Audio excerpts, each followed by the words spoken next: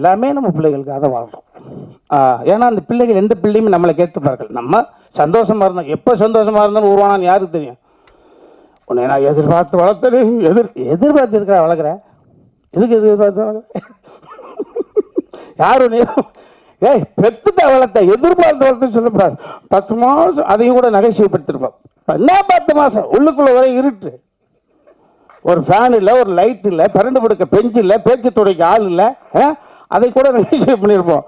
அதே போல் இந்த உலகத்தில் எதிர்பார்த்து எது கிடையாது.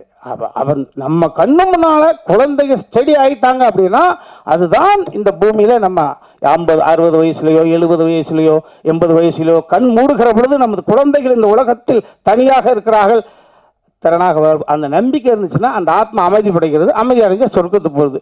ஐயையோ நடப்பு முந்தா நாள் போனால் எங்கே இருக்கான்னு தெரியலையே, ஐயையோ அந்த பொண்ணு நான் இல்லைன்னா அப்படின்னா வாய் கோணிக்கு நரகம் தான்.